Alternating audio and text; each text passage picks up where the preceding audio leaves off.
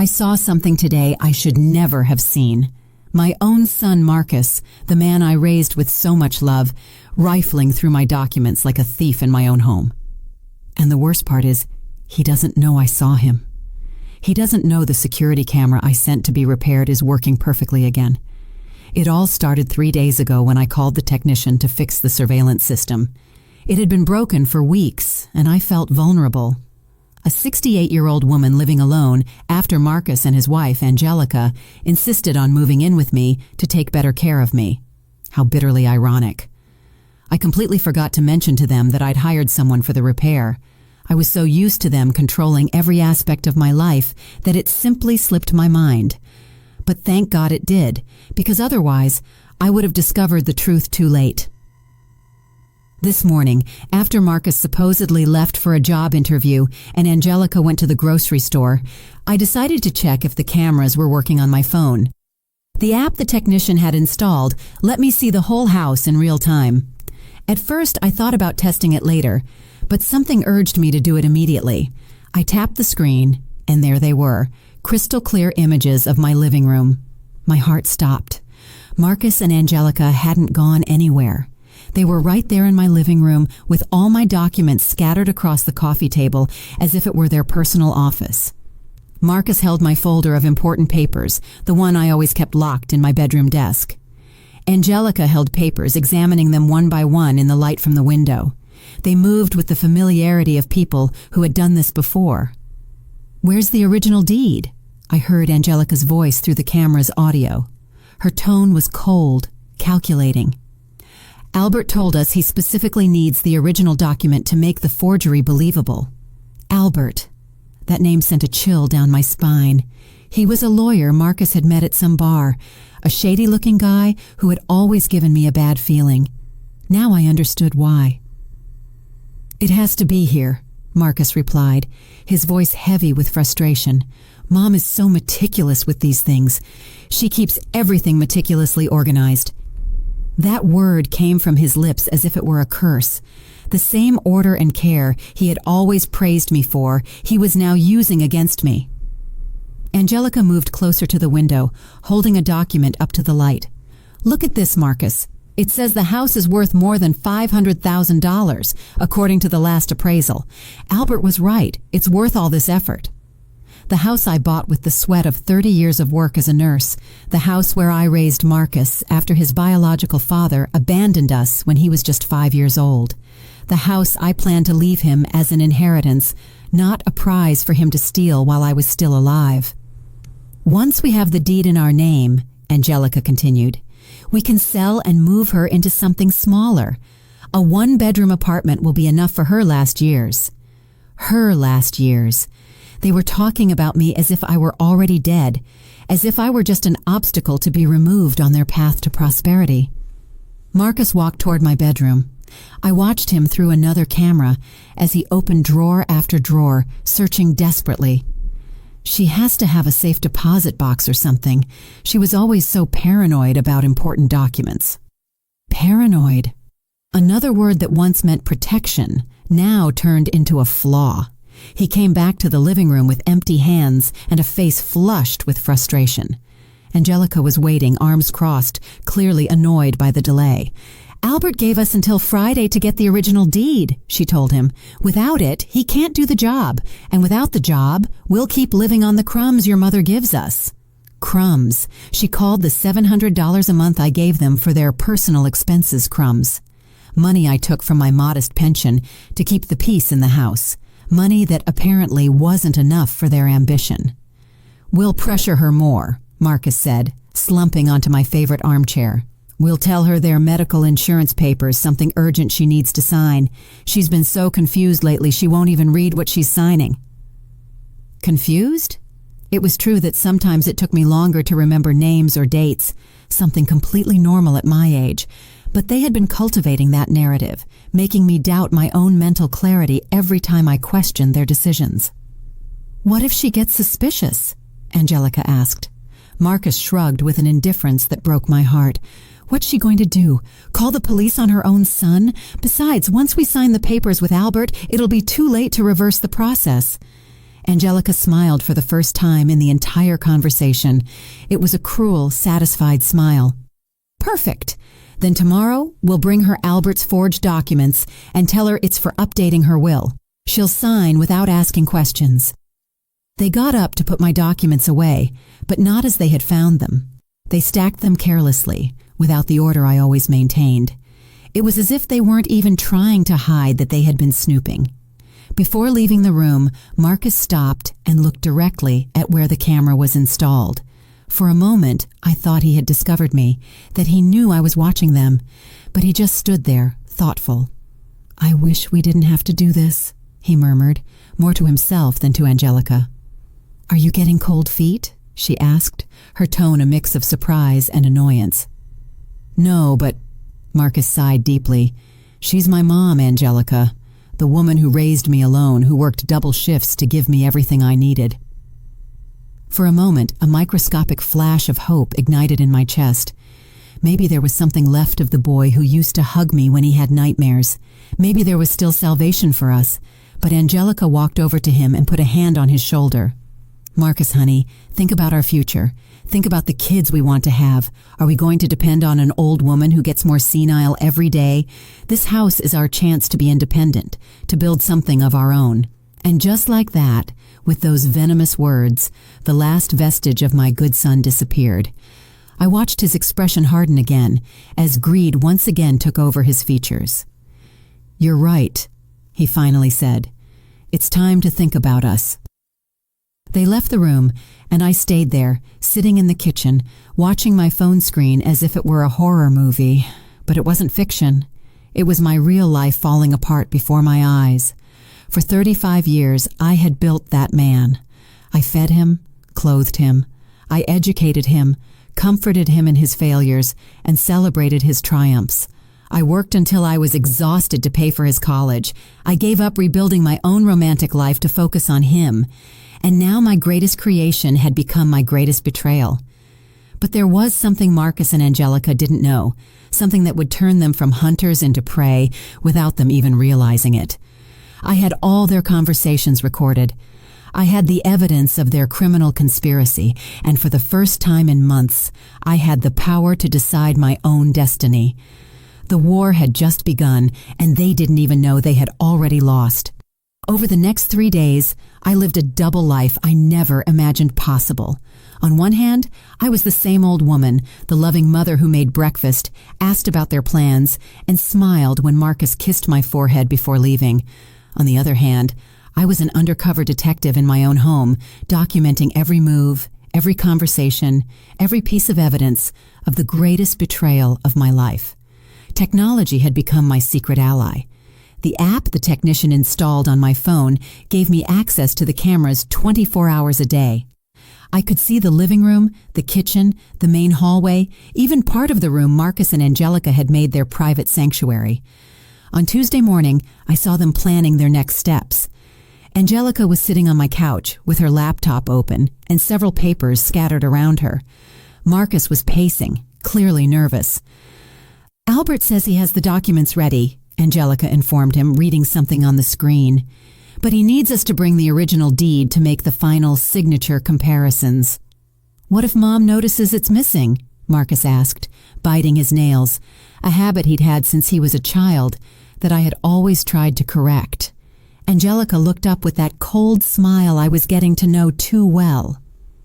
"Marcus, your mother is 68 years old. She hasn't looked at those documents in months. Besides, we can just borrow it for a few hours and return it before she even notices." Borrow it. They talked about stealing the deed to my house as if it were a library book. But what if... Marcus stopped mid-sentence and looked toward the kitchen, where I was supposedly making lunch. "What if what?" Angelica insisted. "What if she gets suspicious? I've noticed her being more attentive lately, like she's watching us." My heart raced. Had I been so obvious? Had they discovered me? Angelica laughed with disdain. "Marcus, please.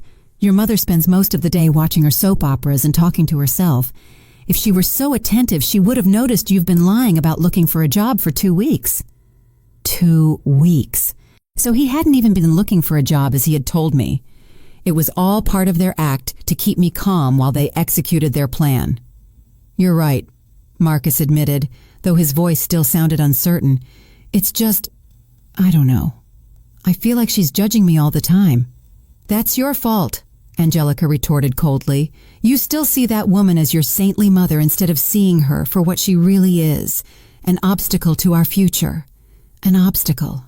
The word rang in my head like a funeral bell. For the woman my son had chosen as his life partner, I wasn't a person. I was simply something to be removed from their path. "Besides," Angelica continued, closing the laptop with a thud, "once we have the house, we can look for a decent retirement home for her, something affordable but comfortable. With the $500,000 from the sale, we can invest in our own business, and we'd still have plenty left over to take care of her properly." Retirement home. The phrase hit me like a hammer to the chest.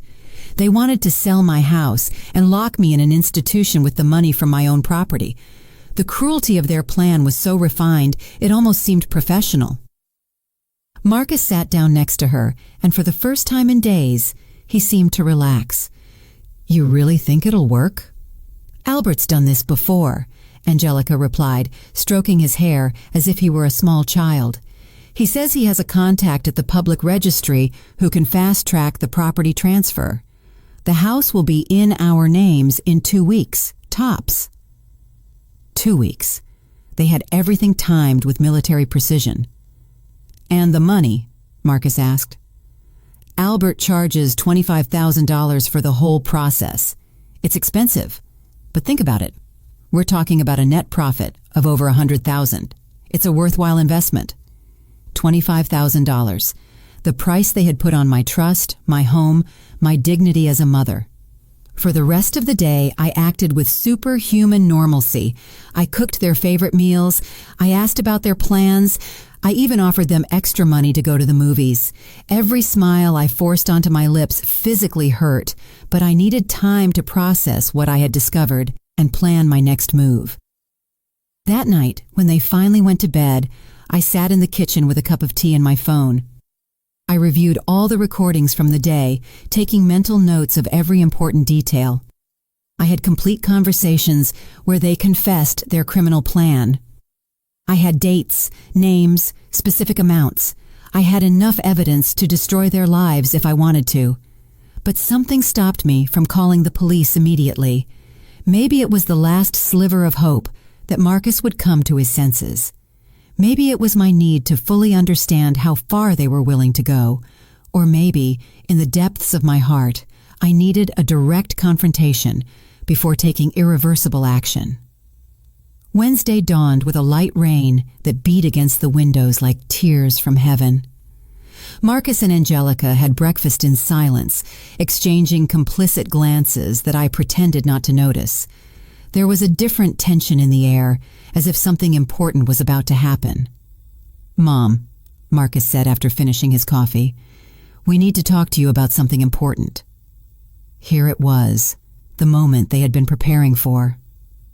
"Of course, my love," I replied, sitting across from them at the dining table. "What is it about?" Angelica cleared her throat and placed a folder I didn't recognize on the table. "Marisol, we've been thinking about your future, about your financial security." "My financial security?" I asked, genuinely confused by the direction of the conversation. "Yes," Marcus intervened, taking my hand with that fake tenderness that now made me sick. "We've been looking into wills, medical insurance, that kind of important thing every person your age should have in order." Angelica opened the folder and took out several documents that looked official. "A lawyer friend of Marcus's helped us prepare some papers to update all your legal documentation. They're standard forms, nothing complicated." Albert. It had to be him who had prepared those fraudulent documents. "What kind of documents?" I asked, feigning the naivety they expected from me. "Basically, it's to ensure that if anything happens to you," Marcus explained, "both your will and the ownership of the house are legally in order. It also includes an authorization for us to handle your medical and financial affairs if you ever can't do it yourself." Authorization to handle my affairs. They wanted me to sign over a complete power of attorney over my life. "It's for your own good, Marisol," Angelica added in a syrupy voice. "Imagine if you had an accident or a serious illness. Without these papers, Marcus couldn't help you with anything legal." They handed me the documents, and I could see they were full of complicated legal terms, entire paragraphs in small print that were intentionally difficult to read and understand, but I managed to make out a few keywords: transfer, assignment of rights, irrevocable power. "I don't really understand all of this," I said, holding the papers and feigning confusion. "Could you explain it to me more slowly?" I saw a flash of impatience cross Angelica's face, but Marcus maintained his compassionate smile. "Mom, they're boring technical things," he said. "The important thing is that you sign here, here, and here." He pointed to several lines marked with small X's. "The lawyer says it's urgent because there are changes in tax laws that could affect you if you don't update these documents before next month." Lies. It was all a convoluted lie to pressure me into signing without reading. "What if I want to read everything first?" I asked. "I'm a slow reader, but I like to understand what I'm signing." Angelica's mask of patience began to crack. "Marisol, it's over 20 pages of legal jargon. It would take you days to fully understand. And as Marcus said, it's urgent." "Besides," Marcus added, "we trust that the lawyer did everything correctly. He's a very respected professional." Respected. Albert, the man who, by their own words, had done this kind of fraud before. "Well," I finally said, putting the papers on the table, "let me think about it until tomorrow. It's a very important decision, and I want to be sure." The silence that followed was so thick you could cut it with a knife. Marcus and Angelica exchanged a look of alarm they tried to hide. "Mom," Marcus said, his voice taking on a firmer tone, "we really need you to sign today. The lawyer gave us an appointment for early tomorrow, and if we don't bring the signed documents, we'll lose the opportunity." "What opportunity?" I asked. Angelica leaned forward, her patience finally exhausted. "The opportunity to protect you legally, Marisol. Don't you trust us? Don't you trust your own son?" There it was, the emotional manipulation they had been saving as their final card, turning my caution into a matter of family trust. "Of course I trust you," I lied, picking up the pen Marcus had placed next to the documents. "I just wanted to be sure." I watched them immediately relax. Their faces lit up with a mix of relief and triumphant anticipation. They thought they had won. I held the pen over the first signature line and stopped. "You know what? I'm going to call my doctor first to ask if this could affect my medical insurance." "Mom!" Marcus exploded, completely losing his composure for the first time. "You don't need to call anyone, just sign the damn papers." The shout echoed through the house like a gunshot. In that moment, I knew I had gone too far. I couldn't keep pretending. The war had officially begun. Marcus's shout still rang in my ears when I saw his true face for the first time in years. There was no longer a mask of a loving son, no fake smiles, no sweet words, only a man who was desperate and furious because his victim was resisting being devoured. "Marcus?" I whispered, dropping the pen on the table. "Why are you yelling at me?" He immediately realized his mistake. I watched as he tried to recompose his facade, as he struggled to regain control of the situation, but it was too late. The beast had shown its fangs. "I'm sorry, Mom," he said, running his hands through his hair. "I've just been so stressed lately. The financial situation, the job hunt, it's all overwhelming." Angelica put a hand on his arm in a gesture that seemed reassuring, but I knew was a silent warning to control his temper. "What Marcus means," she intervened in a calm voice, "is that these legal procedures are very stressful for everyone. That's why it's better to get it over with and not prolong it unnecessarily." Unnecessarily. As if my caution were a senile whim and not the basic survival instinct of a woman who had just discovered that her own family was betraying her. "I understand you're stressed," I said, getting up from the table, "but I'm not signing anything until I'm completely sure what it means. I'm old, not an idiot." The words came out of my mouth with more force than I had used in months. I saw both of them stand still, surprised by my sudden firmness. "Nobody said you were an idiot," Marcus murmured, but his tone had a dangerous edge. "Then don't treat me like one," I replied. "These documents are staying here until I decide what to do with them." I took the papers from the table and put them in the first kitchen drawer I found. It was a symbolic gesture, of course, but I needed to show them I still had control over my own life. Marcus and Angelica stayed at the dining table, whispering so low I couldn't hear them. I retreated to my room under the pretense of taking a nap, but in reality, I wanted to review the recordings of the conversation I had just had. From the privacy of my locked room, I opened the app on my phone. There they were, still sitting in my dining room, but now they were talking in hushed, agitated tones. "This isn't going according to plan," Angelica said, clearly upset. She was supposed to sign without asking questions. "She's been more suspicious lately," Marcus replied, "like she suspects something. Did you tell anyone about our plan?" "Of course not. I'm not stupid." Angelica was pensive for a moment, drumming her fingers on the table. "We need to change our strategy. If she won't sign the easy way, we'll have to pressure her another way." "What do you propose?" "Your mother depends on us financially for a lot of things, doesn't she? Private medical services, big grocery runs, extra expenses." "Yeah, but her pension covers the basics." "Exactly, the basics." Angelica smiled with malice. What would happen if those extra expenses suddenly disappeared? If she had to live solely on her pension? Marcus frowned, not fully understanding where the conversation was going. "Think about it," she continued. "Without our financial support, she'd have to cancel her private medical insurance, depend solely on the public system. Without our car, she'd have to take public transport or expensive taxis. Without our help with the shopping, she'd have to carry heavy bags all by herself."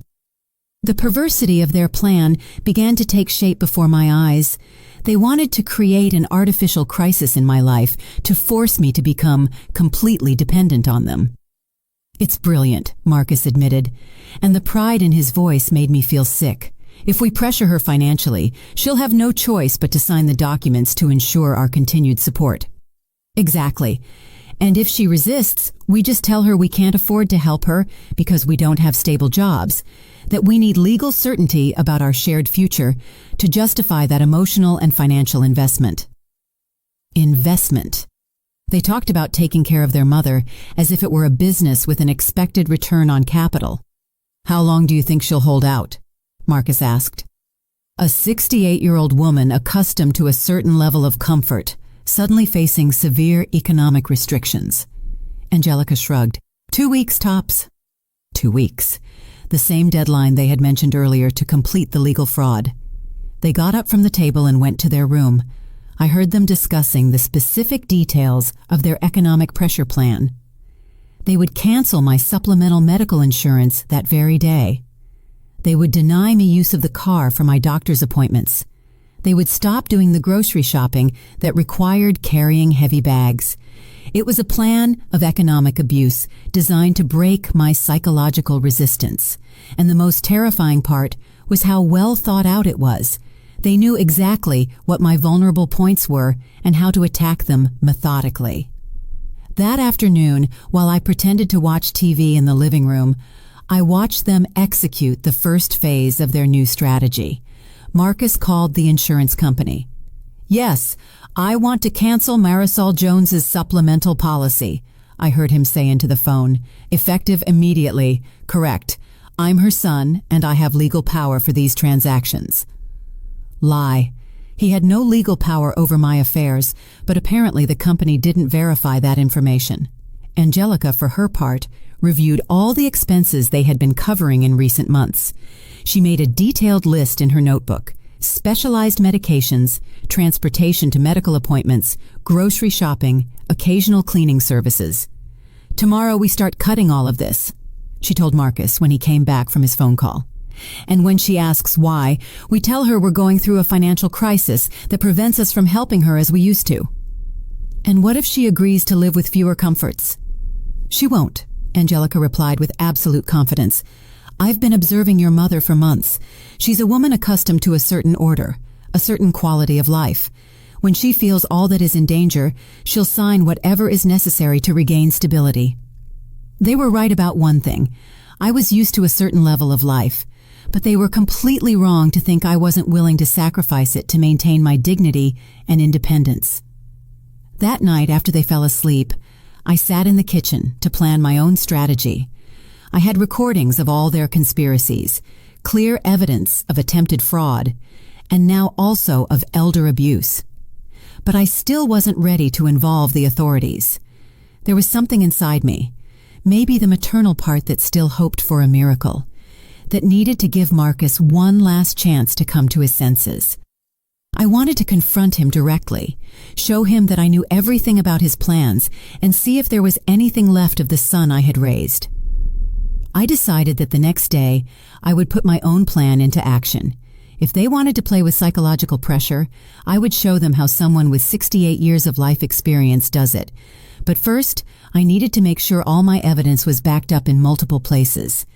I copied all the videos and audio to a USB drive that I hid in a place they would never think to look. I also sent copies by email to an account I had created specifically for this purpose. If anything happened to me, if they somehow managed to incapacitate me legally or physically, at least there would be a complete record of their crimes.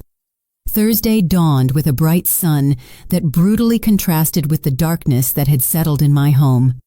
Marcus and Angelica had breakfast as if nothing had happened, but I could feel the tension, waiting for the right moment to explode.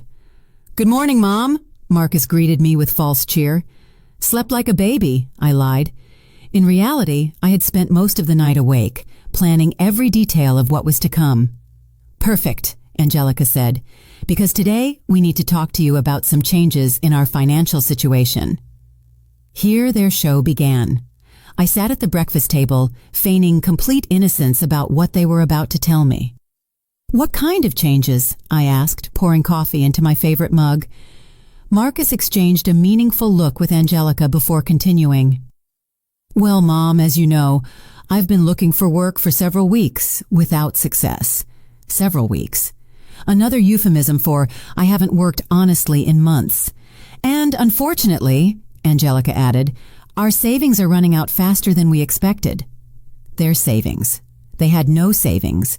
They lived entirely on my generosity, and we all knew it. "That means," Marcus continued, with a grave expression, "that we'll have to make some temporary adjustments to the household expenses." "What kind of adjustments?" I asked, though I already knew the answer perfectly. "Well, things like your supplemental medical insurance, using the car for non-urgent appointments, some of the extra expenses we've been covering." Marcus paused dramatically. "They're temporary measures, of course, until we find a more permanent solution." A more permanent solution? They were referring to stealing my house. "I see," I said simply, taking a sip of coffee. "And what would that permanent solution be?" Angelica leaned forward, her eyes bright with anticipation. "Well, Marisol, if we signed those legal documents from yesterday, we could have the legal security necessary to make long-term investments in our family situation." Long-term investments, selling my house and locking me in a retirement home. "I see," I replied, remaining perfectly calm. "So the documents from yesterday weren't just for my legal protection." They froze. I had just shown that I had perfectly understood the connection between their economic blackmail and the fraudulent papers. "Mom," Marcus began, "we just want what's best for everyone." "No," I interrupted, getting up from the table. "You want what's best for you, and you're willing to destroy your own mother to get it." The silence that followed was absolute.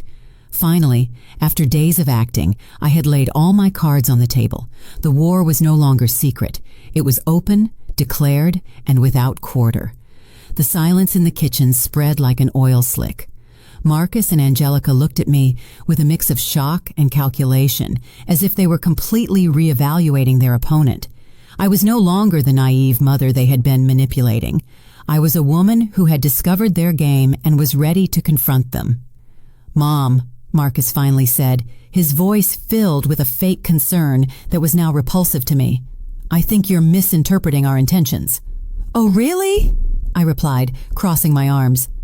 Then explain to me why your financial crisis perfectly coincides with your need for me to sign documents you won't let me read. Angelica intervened with that condescending smile she had perfected during months of manipulation. Marisol, I understand you might feel confused by all this complex legal information. I'm not confused, I cut her off sharply. I'm betrayed. The word landed on the table like a bomb. I saw Marcus physically flinch, as if he was finally comprehending the magnitude of what he had been doing. Betrayed, I repeated, savoring each syllable. By the son I raised alone, who I fed with my own labor, who I educated by sacrificing my own comfort. The son who now wants to steal my house while I sleep. I don't want to steal anything from you, Marcus exploded, hitting the table with his fist. Everything I do is thinking about our shared future. Our future, I laughed bitterly. Marcus, your plan includes putting me in a retirement home with the money from my own house. In what part of that plan am I included as family and not as an obstacle? Angelica and Marcus exchanged a look of alarm. I had just shown them I knew more than they had calculated. I don't know where you get these ideas, Angelica murmured, but her voice had lost all its previous confidence. Ideas? I took my phone out of my pocket and put it on the table.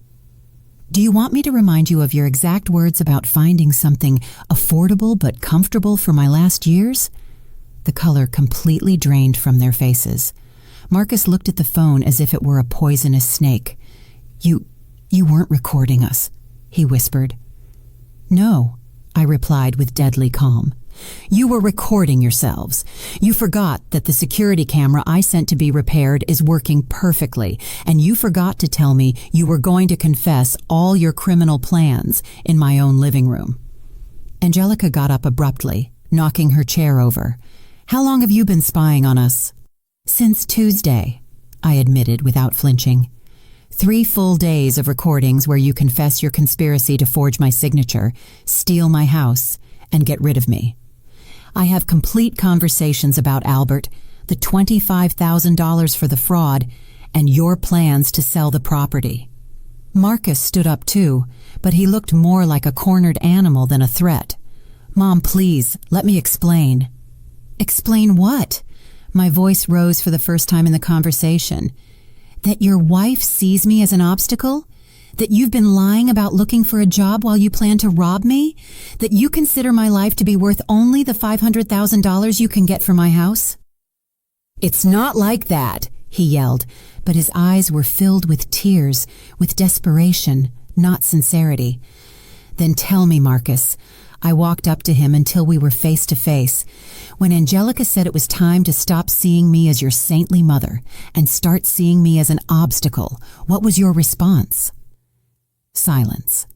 He knew he couldn't lie because I had the exact recording of that conversation. Your response, I continued relentlessly, was, "You're right. It's time to think about us." Those were your exact words, Marcus. After 35 years of sacrificing for you, you decided it was time to sacrifice me. Marcus collapsed into his chair, covering his face with his hands. For a moment, I thought repentance had finally arrived, the realization of what he had been doing. But Angelica hadn't given up. Fine, she said, regaining some of her composure. Let's say you have those recordings. What do you plan to do with them? The question took me by surprise, not for its content, but for its tone. There was no panic, no pleading. There was defiance. Excuse me? I asked. I'm asking you what you plan to do, she repeated, crossing her arms. Because as far as I know, Marcus is still your son. Are you really going to destroy your own family for a house? The audacity of her response left me speechless for a moment. Even after being completely exposed, she was still trying to manipulate me. Destroy my family? I repeated slowly. Angelica, you two have already destroyed this family. I'm just defending myself. Defending yourself? She scoffed. A 68-year-old woman alone with no family but us. What are you going to do, Marisol? Call the police? Report your only son? There was something in her tone that put me on high alert. It wasn't just arrogance. It was confidence, as if she knew something I didn't. If necessary, I replied. Angelica smiled, and that smile was pure malice. And who's going to believe you? An old woman who lives alone, who by her own admission has been spying on her family, who has obvious problems with trust and paranoia. I have proof. You have illegally obtained recordings? She interrupted me. Recordings made without our consent on a property where we have a legal right of residence. Any mediocre lawyer would get them ruled inadmissible in 5 minutes. My heart began to beat faster. Was that true? Had my recordings lost their legal value because of how I got them? Besides, Angelica continued, now walking around the table like a predator, who's going to take a woman seriously who is clearly developing paranoid behaviors, spying on her own family, inventing conspiracies, socially isolating herself? I'm not socially isolating myself, I protested, but my voice sounded less certain. She stopped in front of me. When was the last time you talked to a friend? When was the last time you left this house for something that wasn't strictly necessary?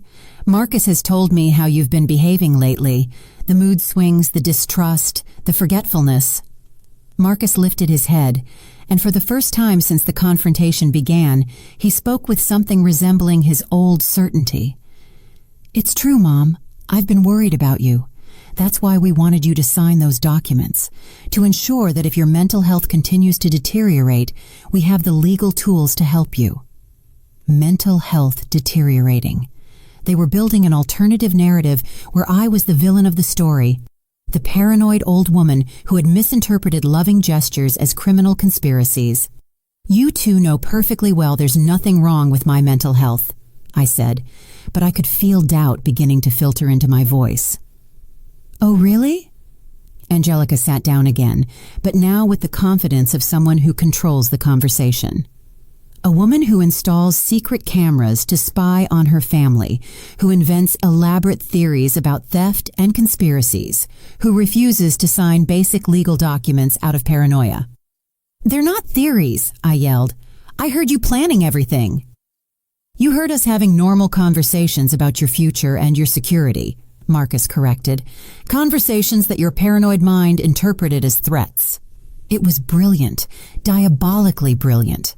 They were completely turning the situation around, converting my discovery of their betrayal into evidence of my own supposed mental instability.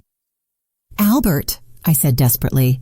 You talked about Albert and the $25,000 to forge documents. Albert is a real lawyer who's helping us with real legal paperwork, Angelica replied without blinking. The $25,000 are his fees for a complex job of updating documentation, all completely legal. And the retirement home thing? Selling the house? Marcus sighed, as if he were talking to a spoiled child.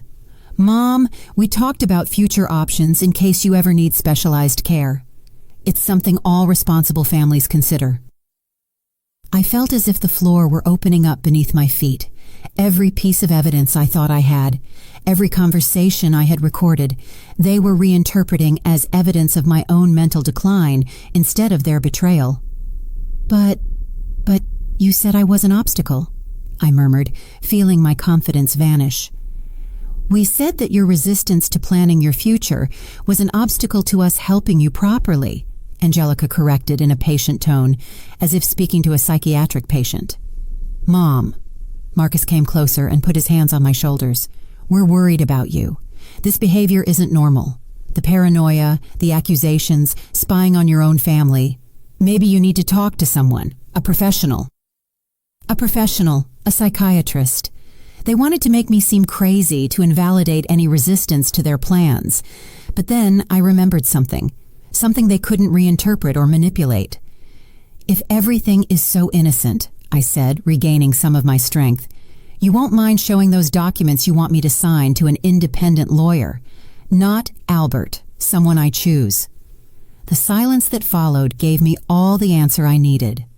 Angelica and Marcus looked at each other, and in that look, I saw the panic they had been hiding under their new manipulation strategy. "Of course," Angelica finally said, but her voice had lost all its previous confidence. "Whenever you want." But I knew she was lying, and they knew that I knew she was lying. The war had entered a new phase. It was no longer just about fraudulent documents or stolen houses. It was about my sanity, my credibility, my right to be believed. And that was a war I was not willing to lose. The next few days were the strangest of my life. Marcus and Angelica had completely changed their strategy, but not toward honesty, toward something much more sinister. They were treating me as if I were mentally ill and needed specialized care. It all started that same afternoon when I heard Marcus make a phone call that chilled my blood. "Dr. Rodriguez, it's Marcus Jones, Marisol's son," he said from their room, but loud enough for me to hear from the hallway. "I'm very worried about my mother's mental state. She's developed some very severe paranoid behaviors." Dr. Rodriguez had been my family doctor for 15 years, a woman I trusted completely and who knew my medical history better than anyone. "Yes, doctor, severe paranoia," Marcus continued. "She thinks we're conspiring against her, that we want to steal her house. She even installed secret cameras to spy on us. We're very worried." The horror of what he was doing paralyzed me.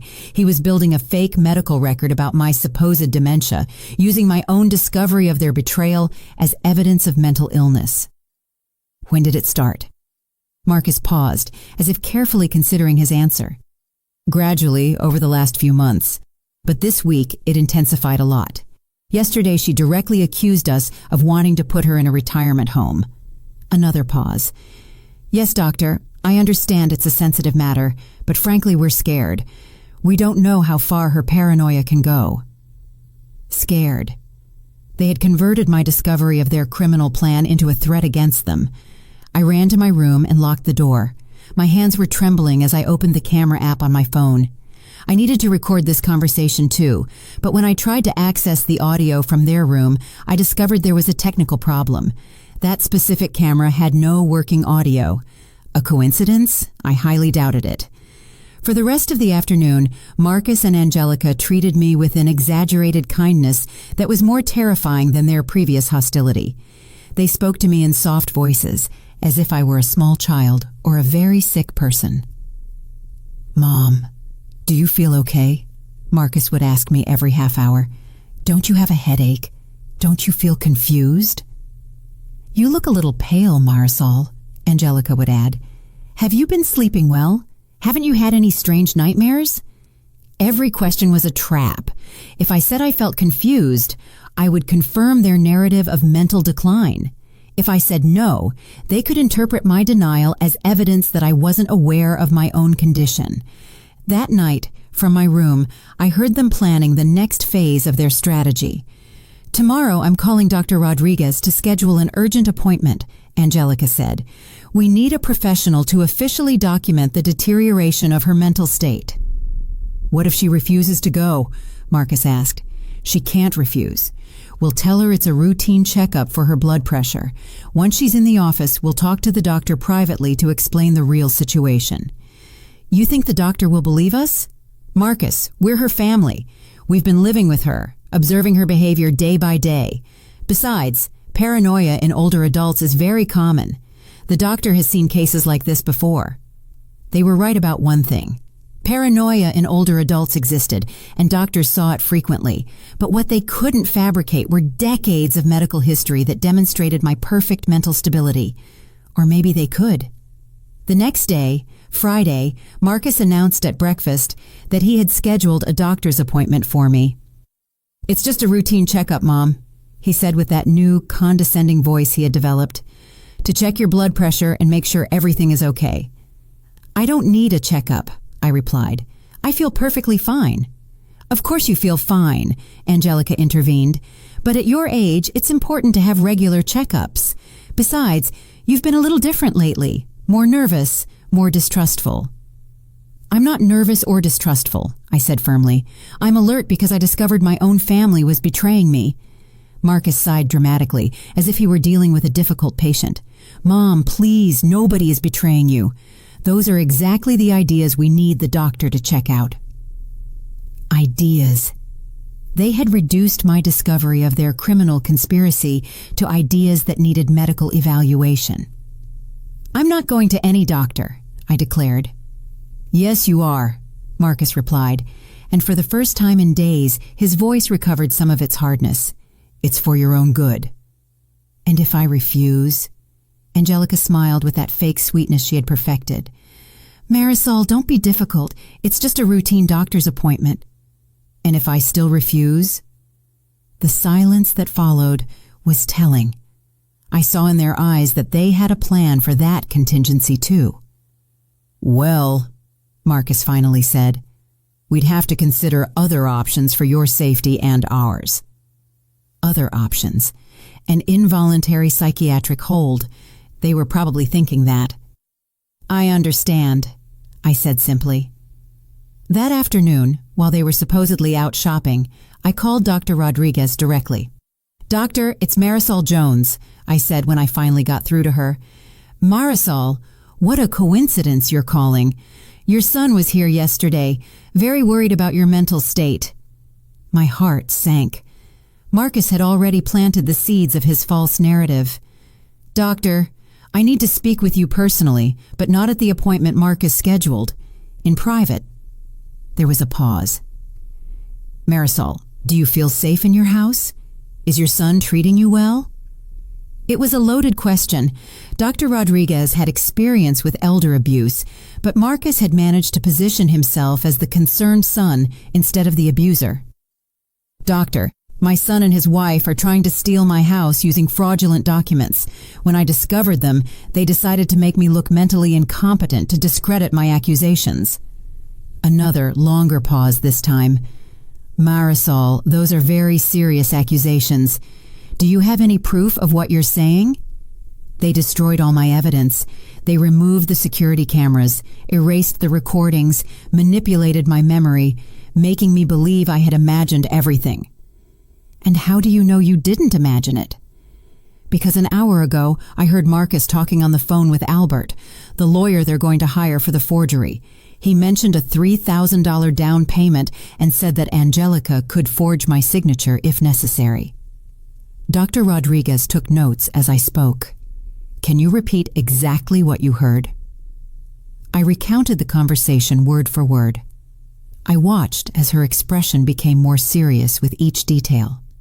"Marisol, these are accusations of fraud and elder abuse. If they're true, we need to involve the authorities. But do you believe me? I've known your medical history for 15 years. You haven't shown any signs of cognitive decline or dementia. Your last neurological exam was completely normal. But Marcus told you I was developing paranoia. Marcus called me concerned. That's true.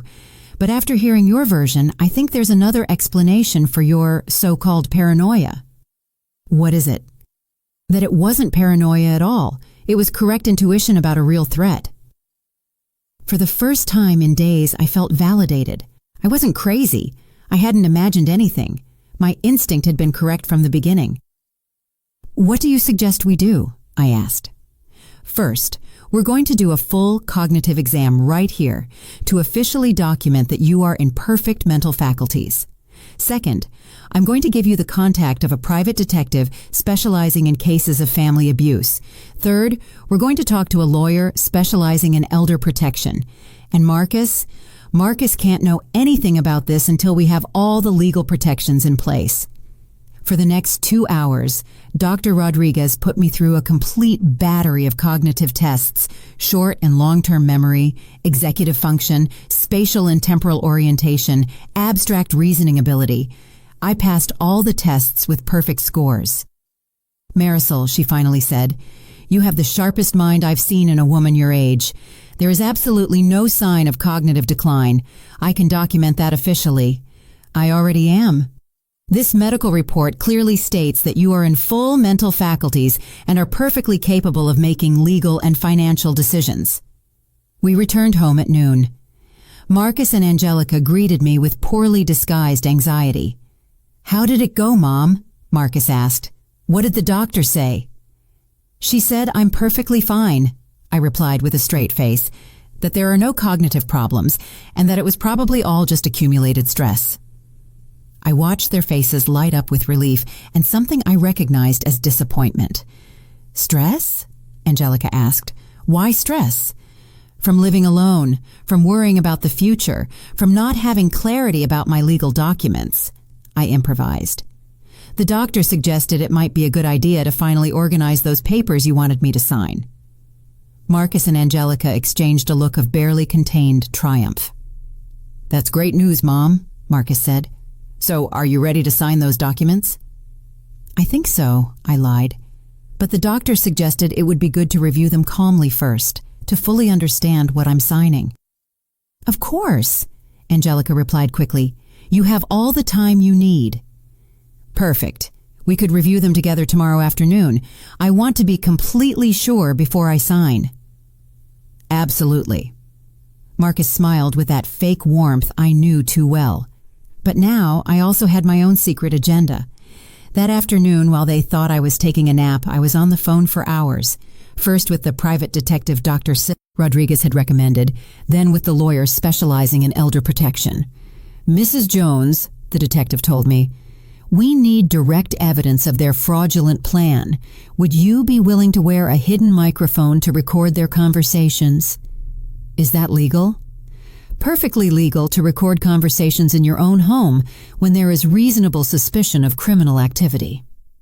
Then yes. Perfect. We'll install the equipment first thing in the morning. We'll also place hidden cameras in your living room and dining room. The lawyer was just as direct. With the recordings you get and the medical report from Dr. Rodriguez, we'll have a solid case not only to prevent the fraud, but to criminally prosecute your son and daughter-in-law. Criminal prosecution, conspiracy to commit fraud, attempted document forgery, financial elder abuse. We're talking about several years in prison. Several years in prison for Marcus, my son. Is there an alternative? I asked. Could we offer them a deal where they completely abandon their criminal plans in exchange for not pressing charges?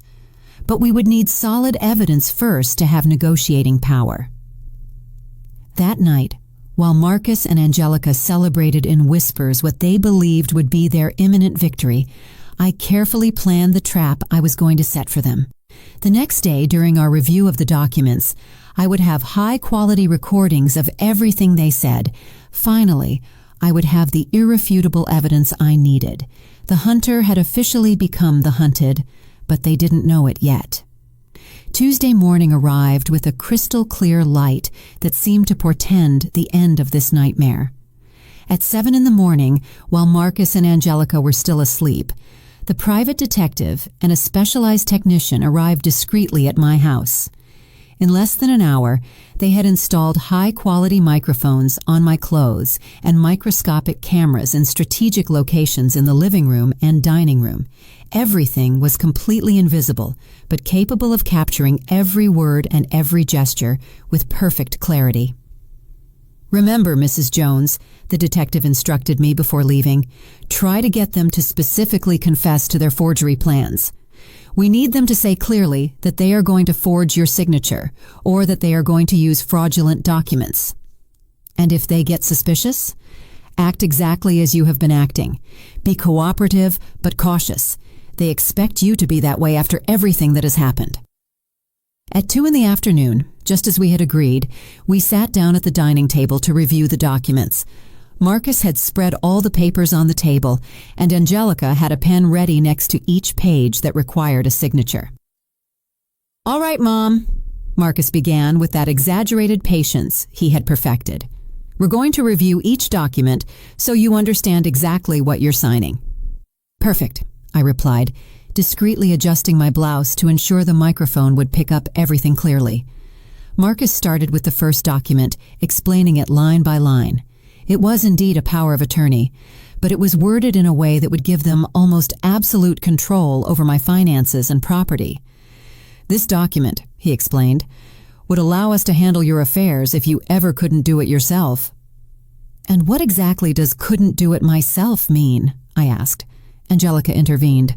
Well, if you had an illness, or if your memory started to fail, or if you simply decided it was too much work to handle everything alone. Or if you two decided my memory was failing? I asked with apparent innocence. Marcus tensed slightly. Why would you say that, Mom? Well, after what happened last week when you thought I was developing paranoia. That was different, he replied quickly. You were showing real symptoms of confusion. Real symptoms or convenient symptoms? The silence that followed was tense. I watched as Marcus and Angelica exchanged warning glances. I don't understand what you mean, Angelica finally said. I mean, it's very convenient that just when I discover you want me to sign documents I don't fully understand, I suddenly develop memory problems that justify you taking control of my life. Marcus leaned forward, his patience beginning to crack. Mom, no one is trying to control your life. No? Then explain to me why this document gives you the power to sell my house without my consent. It doesn't say that, Angelica protested. Yes, it does, I insisted, pointing to a specific clause. It says here that you can dispose of real estate as you see fit for the welfare of the grantor. Marcus sighed in frustration. Mom, that clause exists for emergency situations, if you needed expensive medical care, for example. Or if you decided I needed care in a retirement home. Why do you keep talking about retirement homes? Angelica's voice had a sharp edge. Because I heard you say that with the $500,000 from the sale of the house, you could find something affordable but comfortable for my last years. This time, the silence was absolute. Marcus had gone pale, and Angelica seemed to be quickly calculating her options. I don't know what you're talking about, Angelica finally muttered. Of course you do. Just as you know that Albert isn't a legitimate lawyer, but someone who specializes in forging documents. Marcus abruptly got up from the table. Where did you hear that name? On your phone call yesterday morning, when you told him the old lady was more alert than expected and that Angelica could forge my signature if necessary. The mask finally fell completely. Marcus looked at me with a mix of panic and fury that reminded me of the child who used to throw tantrums when he was caught in a lie. You've been spying on us, he accused. I've been protecting myself, I corrected. From my own son, who decided that robbing me was easier than working honestly. Angelica approached me with slow, deliberate movements. Marisol, no matter what you think you heard, you have no proof of anything. I have no proof? I got up from the table, feeling a strange calm come over me. Are you sure about that? Completely sure, she replied with arrogance, because we made sure you had no proof, like when we removed the security cameras overnight. Exactly, Marcus said, having regained some of his composure, believing he had won. Like when we erased all your imaginary recordings and replaced your USB drive. And like when you fabricated fake alibis for Tuesday morning? That too, Angelica admitted with a cruel smile. Marcus never had job interviews that day. He was here with me planning exactly how to handle a meddlesome old lady. And the WhatsApp messages with the companies? Fake, Marcus laughed. It's incredibly easy to fake WhatsApp conversations when you know how. So you admit that it was all a setup to make me believe I was crazy? We admit you're a stupid old woman who almost ruined a perfect plan, Angelica exploded. But it doesn't matter, because in the end, you're going to sign these documents anyway. And if I refuse? Marcus smiled with pure malice. Then we'll have to resort to Plan B, a fake medical certificate that declares you're not in the right mental state to handle your affairs. We have contacts who can arrange that for the right price. And then? Then Angelica walked up to me until she was inches from my face. We put you in the cheapest place we can find and sell this house to finance our future. Our future without you, Marcus added with absolute coldness. Because frankly, Mom, you've already served your purpose in our lives. There it was, the complete, clear, and irrefutable confession of their entire criminal plan. I see, I said simply. And you feel absolutely no remorse for betraying the woman who cared for and loved you. Remorse? Marcus laughed bitterly. For a woman who's had us living like parasites on her crumbs? This house is worth a fortune, and we've been living like beggars, waiting for your monthly handouts." "Handouts of $700 a month," Angelica added with disdain, "when we could be living like millionaires." "Millionaires?" I repeated. "With my money?" "With the money that's rightfully ours," Marcus corrected. "I'm your only son. This house should be mine by right. By right of having endured 35 years of your emotional manipulation, your maternal blackmail, your constant need for control." "I see," I said, walking slowly toward the window. "So, all of this is my fault?" "Completely your fault," Angelica confirmed. "If you had been a less selfish mother, if you had given us access to your money voluntarily, none of this would have been necessary." I stayed silent for a long moment, looking out at the yard where I had taught Marcus to ride a bike, where we had played when he was a child, where I had dreamed that someday grandchildren would be running. "Well," I finally said, turning to face them, "I guess now I completely understand who you really are." "And now that you understand," Marcus held the pen out to me, "you can sign these documents and make all of this easier for everyone." I took the pen in my fingers and held it over the first page. "You know what, Marcus?" I told him with a smile he didn't know how to interpret. "You're right about one thing." "What?" "That I'm a stupid old woman." And then I dropped the pen on the table. "But I'm not so stupid as to sign my own death sentence." The look of confusion on Marcus and Angelica's faces lasted for exactly 3 seconds before the front door opened and the private detective, 2 uniformed police officers, and my elder protection lawyer walked in. "Good morning," the detective said in a professional and calm voice. "I'm Detective Johnson. Marcus Jones and Angelica Williams are under arrest for conspiracy to commit fraud, attempted document forgery, and elder financial abuse." The shock on their faces was absolute. Marcus stood frozen like a statue, while Angelica began to back away toward the kitchen as if she could somehow escape what was happening. "This is impossible," Marcus murmured, looking at me as if I were a ghost. "You have no proof of anything." I discreetly took the small microphone I had hidden under my blouse during the whole conversation and put it on the table next to the fraudulent documents. "Actually, I have high-quality recordings of the entire conversation we just had. Recordings where you explicitly confess to your plan to forge my signature, steal my house, institutionalize me against my will, and obtain fake medical certificates to have me declared mentally incompetent." The lawyer walked up to the table and began to collect the documents as he explained. "In addition to the audio recordings, we have high-definition video of this entire conversation, thanks to the cameras we installed this morning while you were asleep. We also have a complete medical report from Dr. Rodriguez that categorically states that Mrs. Jones is in perfect mental faculties and is completely capable of making legal decisions." Angelica finally found her voice, although it sounded broken and desperate. "This is an illegal trap. You recorded us without our consent." "False," the detective replied with professional patience. "Mrs. Jones has the absolute right to record conversations on her own property when there is reasonable suspicion of criminal activity. Besides, you voluntarily confessed all the details of your conspiracy without any coercion." Marcus finally reacted, but not with remorse, with blind fury. "This is all your fault, old lady. If you had been a normal mother, if you had treated us like real family instead of constantly controlling us, none of this would have been necessary." "Marcus," I said with a calm that surprised me, "for 35 years, I worked double shifts as a nurse to give you everything you needed. I gave up rebuilding my romantic life to focus completely on your education and well-being. I paid for your college in full. I supported you financially every time you lost a job. I opened the doors of my house to you when you had nowhere to live." One of the police officers began to read Marcus his rights as he put on the handcuffs, but I continued to speak because I needed to say these words that had been growing in my chest for weeks. All I asked for in return was respect, honesty, and something resembling the filial love any mother deserves.